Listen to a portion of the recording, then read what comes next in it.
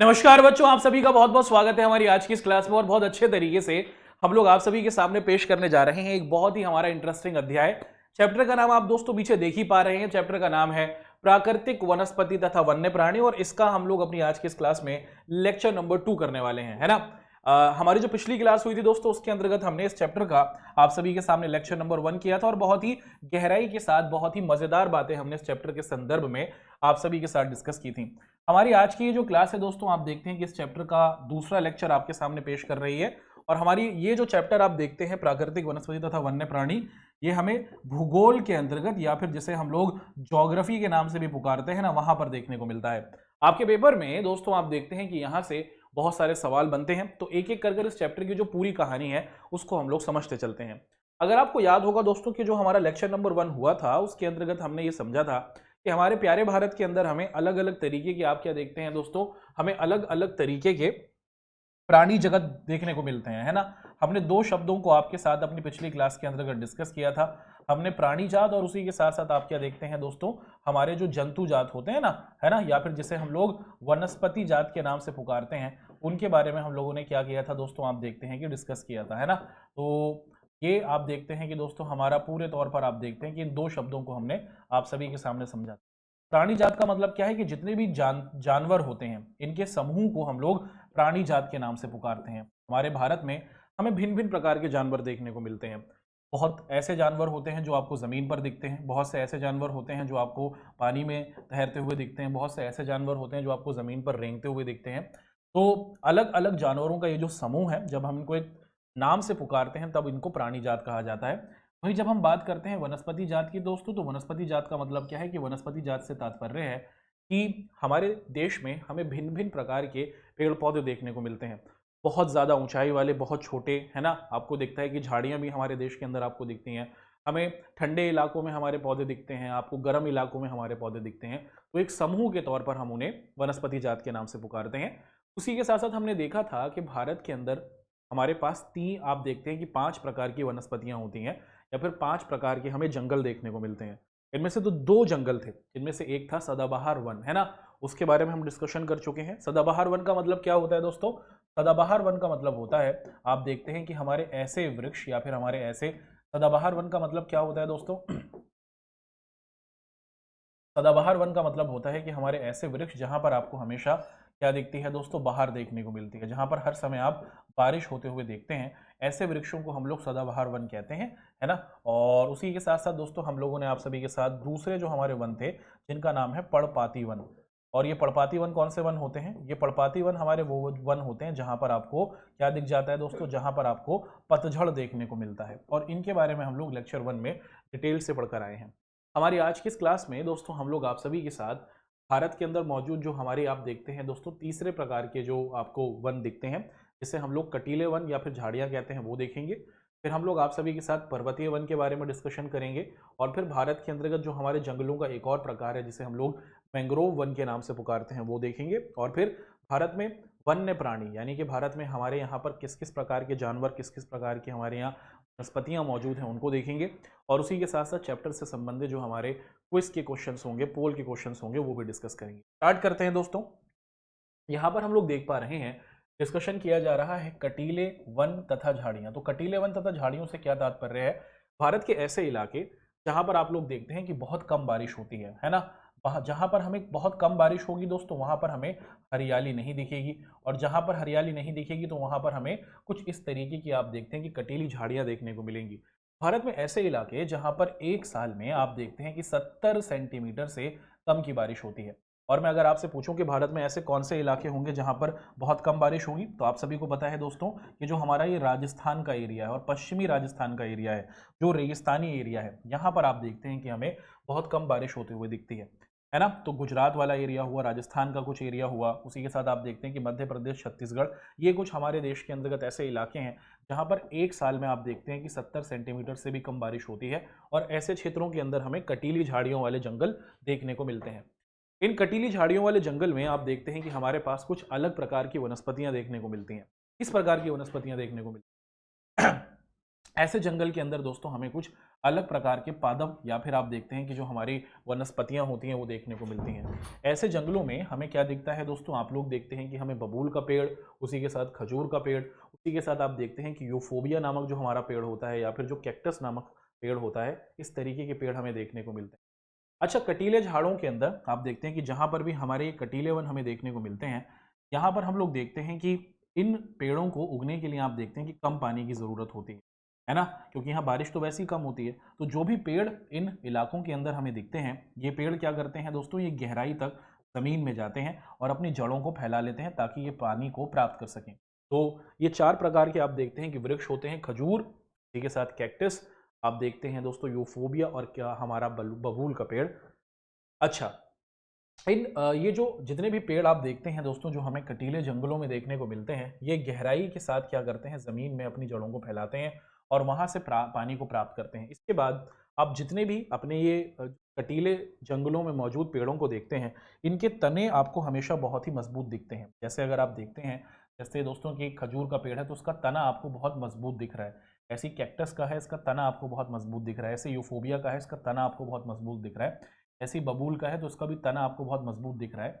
इन तनों में आप देखते हैं कि क्या होता है दोस्तों कि ये जो हमारे कटीले वन वाले पेड़ होते हैं ना, इनके आप देखते हैं कि तनों के अंतर्गत हमें क्या दिखता है दोस्तों कि ये गूदादार होता है। गूदादार का मतलब कि इसके अंदर पानी की भी मौजूदगी होती है और इसके अंदर आप देखते हैं कि अच्छे तरीके से पेड़ को जीवित रखने के लिए जितने भी आवश्यक तत्व चाहिए वो इसके अंदर यहाँ पर मौजूद होते हैं, है ना?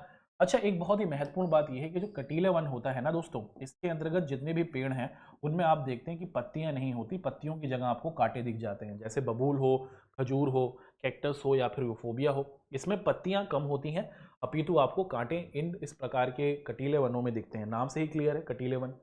अगर डिस्कशन करते हैं दोस्तों कि कटीले वन में हमें कौन से प्रकार के जानवर देखने को मिलते हैं, कटीले वन के अंदर दोस्तों हम लोग देखते हैं कि हमें कुछ इस प्रकार के जानवर दिखते हैं। जैसे ऊंट हुआ, इसी के साथ आप देखते हैं कि चूहे हुए, है ना? आप देखते हैं कि रेगिस्तानी लोमड़ी हुई, बाघ हुआ, शेर हुआ, गधे हुए। ये कुछ ऐसे जानवर हैं जो हमें कटीले वन वाले इलाकों में देखने को मिलते हैं। ठीक। अब दोस्तों यहाँ पर हम लोग आप सभी के साथ ये डिस्कस करेंगे कि भारत के अंतर्गत मौजूद जो हमारा पर्वतीय वन है, ये भारत के चौथे प्रकार के वन होते हैं। अब तक हम लोग आप सभी के साथ भारत के अंतर्गत मौजूद जो हमारे 3 प्रकार के वन थे उनको डिस्कस कर चुके हैं। हमने लेक्चर 1 में सदाबहार वन को पढ़ा, लेक्चर 1 में पर्णपाती वनों को पढ़ा और अभी अभी जो कटीले वन और उनकी विशेषताएं हैं उनको आप सभी के सामने हमने डिस्कस किया है। दोस्तों यहाँ से अब हम लोग आगे बढ़ते हुए ये जो हमारा पर्वतीय वन है इसकी विशेषताओं को देखेंगे। पर्वतीय वन का मतलब क्या है दोस्तों? पर्वत का मतलब आप लोग समझते हैं। पर्वत का मतलब क्या होता है दोस्तों? पर्वत का मतलब होता है कहीं ना कहीं अगर आप देखते हैं पहाड़, है ना? तो ऐसे हमारे जंगल जो हमें पहाड़ी एरियाज में देखने को मिलते हैं उनको हम लोग क्या कहते हैं दोस्तों? ऐसे क्षेत्रों को हम लोग पर्वतीय वन के नाम से पुकारते हैं। भारत के ऐसे इलाके जो आपको पहाड़ों के क्षेत्र में देखने को मिलते हैं, इनको हम लोग क्या कहते हैं दोस्तों? ऐसे हमारे जो पहाड़ वाले एरियाज में मौजूद हमारे पेड़ होते हैं उनको हम लोग पर्वतीय वन के नाम से पुकारते हैं। अगर आप देखते हैं दोस्तों कि इस प्रकार के जो जंगल हैं ये हमें कहाँ पर दिखते हैं? बहुत ऊंचाई वाले क्षेत्रों या फिर जहाँ पर पहाड़ होते हैं ना, वहाँ पर देखने को मिलते हैं। और इस पर्वतीय वनों में आप जितने भी पेड़ों को देखते हैं इनकी ऊंचाई आपको बहुत ज़्यादा दिखती है। ये काफ़ी ऊंचाई पर आपको होते हुए दिखते हैं, है ना? 1000 फुट या फिर 2000 मीटर आप देखते हैं कि 1000 मीटर या फिर 2000 मीटर की ऊंचाई पर इस प्रकार की जो वनस्पतियां दिखती हैं पर्वतीय जंगलों के अंदर वो हमें देखती हैं। अच्छा, पर्वतीय वनों में जितने भी पेड़ होते हैं ना दोस्तों, उसके अंदर अगर आप लोग देखेंगे तो उसके अंतर्गत आप देखते हैं कि इसके अंदर जितने भी पेड़ होंगे उनकी पत्तियां आपको थोड़ी चौड़ी दिखेंगी, थोड़ी थोड़ी बड़ी बड़ी और चौड़ी दिखती हैं। और जैसे आपको दिखता है दोस्तों ये चेस्टनट का जो पेड़ होता है ये हमें पर्वतीय वन के अंतर्गत ही देखने को मिलता है। इसी के साथ साथ आप देखते हैं दोस्तों कि जो पर्वतीय वन है, अगर आप लोग पर्वतीय वनों के अंतर्गत देखते हैं कि अगर आप 1000 मीटर से 2000 मीटर की ऊंचाई पर हैं तो इस ऊंचाई पर जो पेड़ आपको दिखते हैं उनके अंतर्गत आप देखते हैं कि वो चौड़ी पत्ती वाले होते हैं। और ऐसे वृक्ष जैसे कहलाता है चेस्टनट का पेड़ जो हमें यहाँ पर दिखा। इसी के साथ साथ आप देखते हैं कि पर्वतीय वन में जब हम थोड़ा और ऊपर जाते हैं, पहाड़ों में जब हम थोड़ा और ऊंचाई पर जाते हैं तो वहाँ पर 1500 मीटर से आप देखते हैं कि 3000 मीटर तक की जब आप ऊंचाई पर जाते हैं, है ना? तो यहाँ पर हमें और आपको क्या देखते हैं दोस्तों? कुछ अलग तरीके के हमारे पेड़ देखने को मिलते हैं। यहाँ पर जो पेड़ होंगे जो 1500 मीटर से 3000 मीटर तक की ऊंचाई पर आपको दिखते हैं, इस तरीके के पेड़ों में दोस्तों आप देखते हैं कि वो हमेशा शंकु के आकार के होते हैं, एकदम नुकीले होते हैं। जैसे आपका शंकु होता है ना, जैसे आप देखते हैं कि जोकर की टोपी होती है, वैसे ही आपको दिखते हैं कि जितने ऊंचाई पर आप जा रहे हैं 1500 मीटर से 3000 मीटर की ऊंचाई पर, वहां पर मौजूद जितने भी पेड़ हैं वो आपको शंकु के आकार में दिख रहे हैं। देखिए दोस्तों, आप देखते हैं शंकु के आकार को, जैसे क्रिसमस ट्री होता है उस तरीके का देखने को मिलता है। यहाँ पर जो पेड़ देखने को हमें मिलते हैं उसका नाम होता है दोस्तों पाइन, देवदार, है ना, सिल्वर, फ्रूश और सीडर। ये कुछ अलग अलग तरीके के वृक्ष हमें देखने को मिलते हैं। इसी के साथ साथ जब आप पर्वतों में आप देखते हैं दोस्तों कि आप 3600 मीटर तक पहुंच जाते हैं, है ना, और ऊपर जाते हैं पहाड़ों में, जब आप और ऊपर की तरफ जाते हैं, है ना, जो ज़मीन से आपको लगभग 3600 मीटर की ऊंचाई के ऊपर वाले क्षेत्र में होता है। इस प्रकार के जो क्षेत्र होते हैं जो 3600 मीटर से अधिक ऊंचाई पर मौजूद होते हैं, ऐसे क्षेत्रों में हमें अल्पाइन वनस्पति देखने को मिलती है ना। तो जो एकदम पहाड़ के ऊपर वाले क्षेत्रों में हमें देखने को मिलता है ना दोस्तों, वहां पर हमें अल्पाइन वनस्पति देखने को मिलती है। कुछ इस तरीके से आप देखते हैं कि पहाड़ हैं, उसके पास जो आपको पेड़ पौधे देखने को मिल जाते हैं, उनको हम लोग अल्पाइन वनस्पति, इसमें है ना जूफर बर्ड्स, कुछ ऐसी वनस्पतियां हमें देखने को मिलती हैं। चलिए दोस्तों, यहाँ तक तो हमने ये डिस्कस किया कि जो हमारा ये पर्वतीय वन है आखिर ये कितनी ऊंचाई पर मौजूद है। हमने देखा कि 1000 से 2000 मीटर तक की ऊंचाई पर हमें जो मिलते हैं पेड़, उनकी चौड़ाई पत्तों की थोड़ी ज़्यादा होती है। जो अगर आप देखते हैं दोस्तों कि 2000 के ऊपर हैं, वहाँ पर आप देखते हैं कि वो शंकु के आकार हैं, और 3600 मीटर के ऊपर आप देखते हैं तो वो आपको पहाड़ी क्षेत्रों में, बर्फ़ के एकदम इलाकों में डूबे हुए दिखते हैं। अब यहाँ पर ये डिस्कशन करेंगे कि जितने भी हमारे ये पर्वतीय वन होते हैं आखिर इनकी आप देखते हैं कि यहाँ पर कौन कौन से जानवर हमें देखने को मिलते हैं। पर्वतीय वनों के अंतर्गत हमें बहुत बहुत अलग अलग तरीके के दोस्तों जानवरों को देखते हैं, है ना। तो पर्वतीय वनों के अंतर्गत हम लोग सबसे पहले जो देख पा रहे हैं दोस्तों कि यहाँ पर हमें भिन्न भिन्न प्रकार के जानवर देखने को मिलते हैं, है ना। इसके अंतर्गत कौन कौन से जानवर देखने को मिलते हैं दोस्तों, यहाँ पर हमें कश्मीरी मृग, जो कश्मीरी आप देखते हैं कि कश्मीर के अंतर्गत मौजूद जो हिरन होती है वो देखने को मिलती है। इसी के साथ आप देखते हैं कि चित्तीदार जो हिरन होती है वो भी हमें देखने को मिलती है। जंगली भेड़ जो होती है वो भी देखने को मिलता है। बारहसिंगा देखने को मिलता है। आप देखते हैं दोस्तों कि जो बर्फ में रहने वाला तेंदुआ होता है वो हमें देखने को मिलता है। आइसबर्ग जो होता है वो हमें देखने को मिलता है। तो ये कुछ बर्फ के अंदर मौजूद आप देखते हैं कि पर्वतों में रहने वाले हमारे जानवर होते हैं जो हमें इस इलाके के अंतर्गत देखने को मिलते हैं।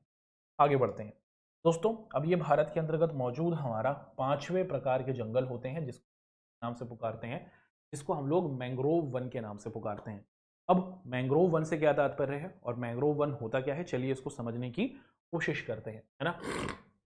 दोस्तों अगर हम लोग देखते हैं कि मैंग्रोव वन बहुत, आप देखते हैं एक बहुत ही महत्वपूर्ण बिंदु है जिसको जल्दी से हम लोग समझ, मैंग्रोव वन का आखिर तात्पर्य क्या है।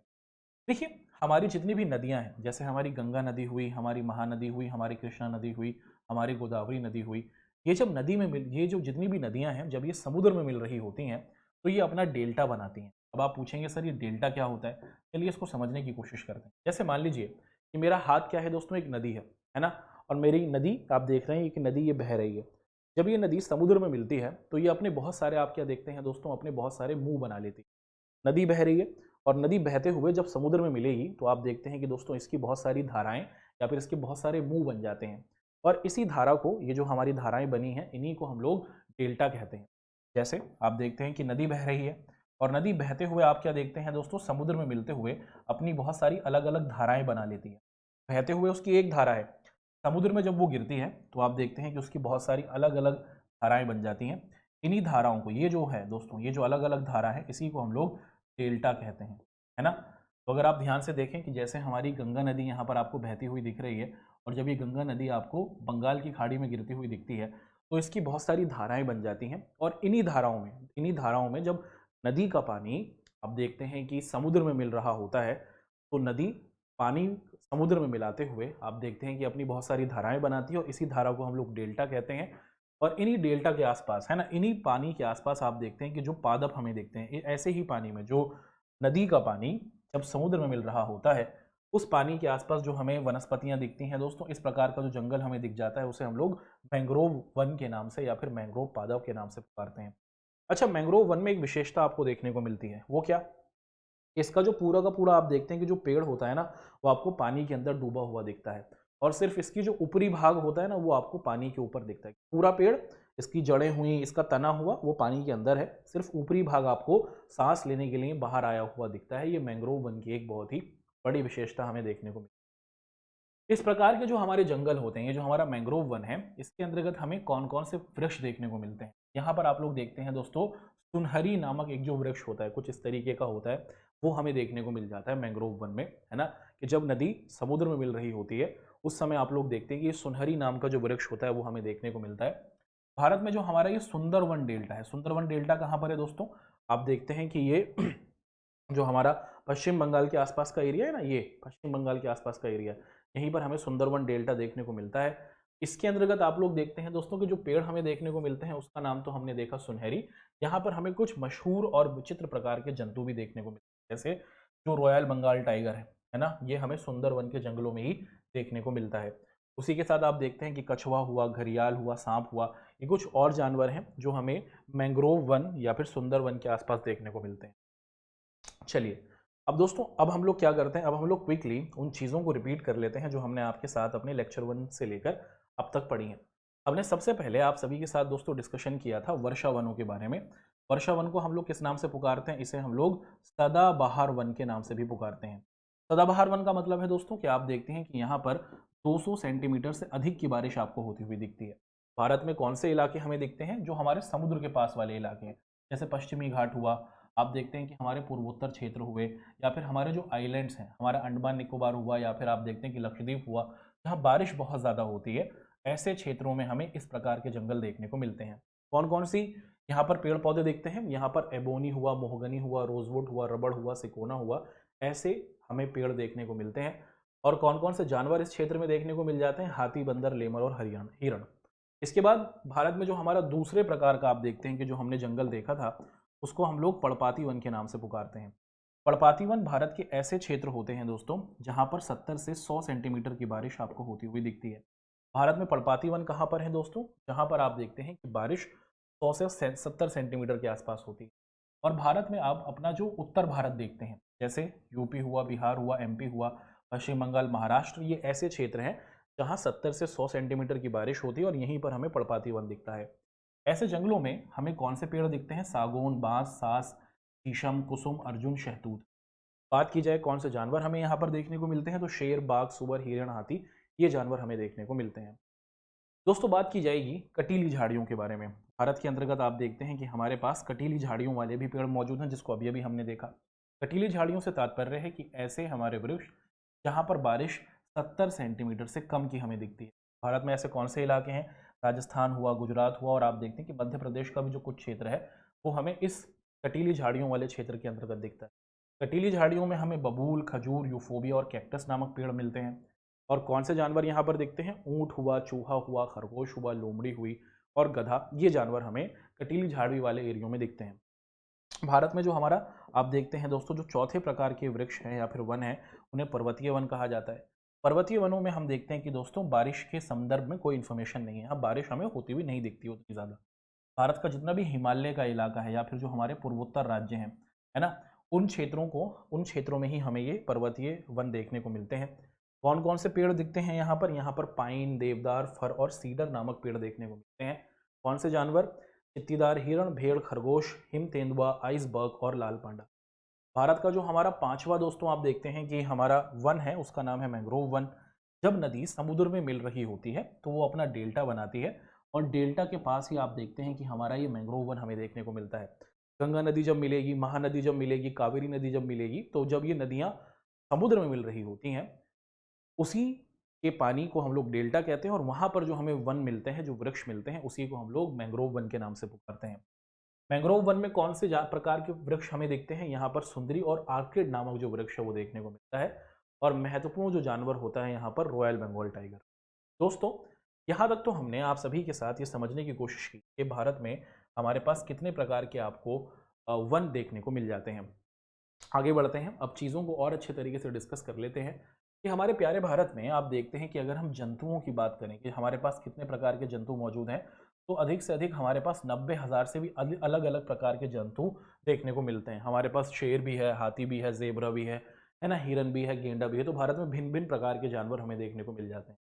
अगर पक्षियों की बात करते हैं दोस्तों, तो हमारे प्यारे भारत के अंदर आपको लगभग 1200 से भी अधिक प्रकार की अलग अलग प्रकार के जो पक्षी होते हैं वो देखने को मिल जाते हैं। भारत में असम से लेकर कर्नाटक तक केरल के जंगलों में हमें हाथी देखने को मिलते हैं। वहीं अगर बात करें दोस्तों असम और बंगाल के इलाकों में हमें गेंडे देखने को मिलते हैं। वहीं कच्छ के मैदान में आप देखते हैं कि हमें जंगली गधे और ऊंट देखने को मिलते हैं, है ना। तो भारत का हर एक इलाका एक अलग अलग प्रकार के जानवरों की विशेषताओं को देखने को मिलता है। वहीं भारत में अगर हम लोग बात करते हैं दोस्तों, हमें नील गायें और उसी के साथ आप देखते हैं हिरन भी देखने को मिलती है।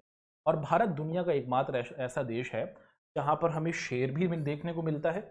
गुजरात के एरिया में आप देखते हैं कि हमें शेर भी देखने को मिलता है और बंगाल में हमें बाघ भी देखने को मिलता है। वरना दुनिया के किसी भी देश में आप इन दोनों को नहीं देखते हैं। अगर जहाँ पर शेर है वहाँ बाघ नहीं होता, जहाँ जिस देश में बाघ दिखता है वहाँ शेर नहीं दिखता। लेकिन भारत दुनिया का एकमात्र ऐसा देश है जहाँ पर शेर भी है और हमें बाघ भी देखने को मिलता है। अब दोस्तों यहाँ पर हम लोग ये समझने की कोशिश करेंगे कि हमारे प्यारे भारत के अंदर हम देखते हैं कि सरकारों के द्वारा जानवरों को बचाने के लिए बहुत सारे पार्क बनाए गए हैं, या फिर जिनको हम लोग बायो रिजर्व भी कहते हैं, है ना।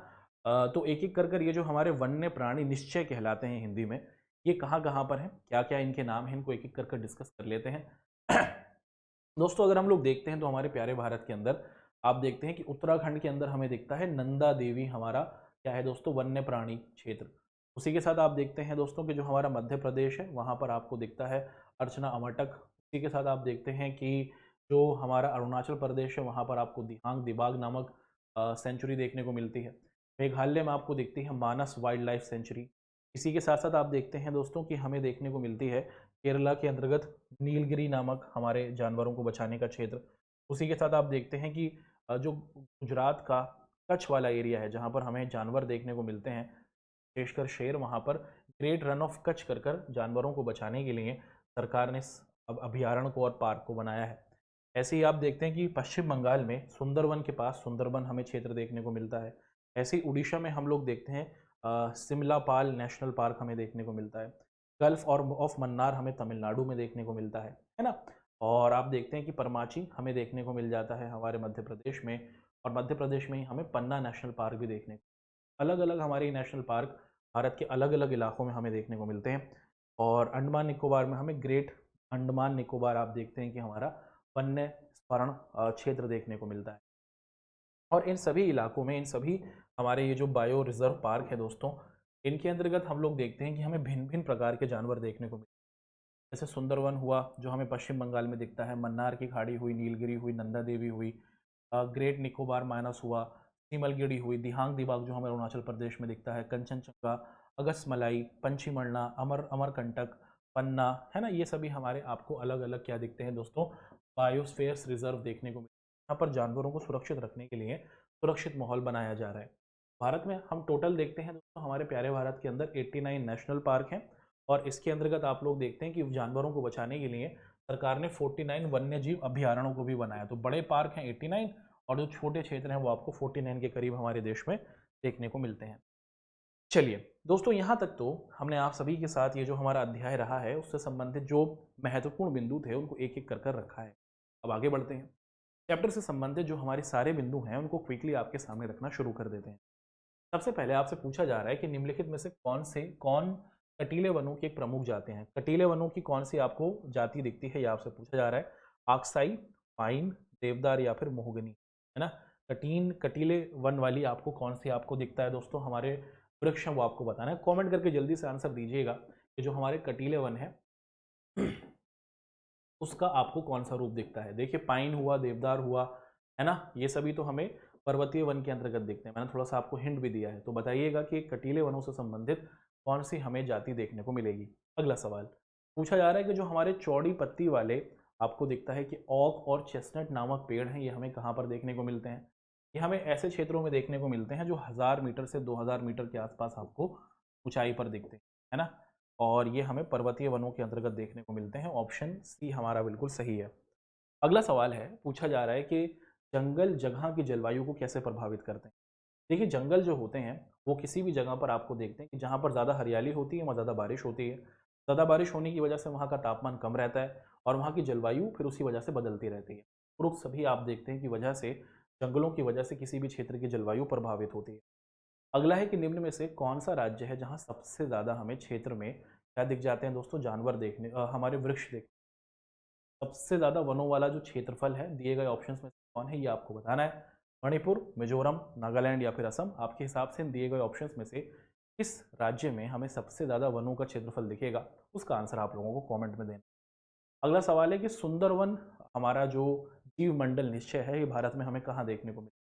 तो सुंदरवन जो हमारा आप क्या है दोस्तों, आप देखते हैं हमारा बायो रिजर्व है, ये हमें वेस्ट बंगाल या फिर पश्चिम बंगाल के अंतर्गत देखने को मिलता है।